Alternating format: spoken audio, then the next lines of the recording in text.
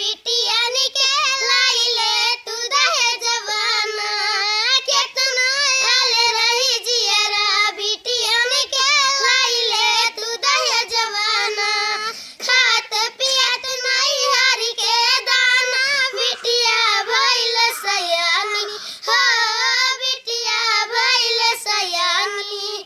गइल ससुरारी में शादी करके बन के दुल्हन रानी की घर में बड़ी घरानी की घर में बड़ी घरानी रुपयन के लाइले तू दहेजवाना की घर में बड़ी घरानी रुपयन के लाइले तू दहेजवाना सासु ससुर और ननद न मिले तीनों किए विचार हो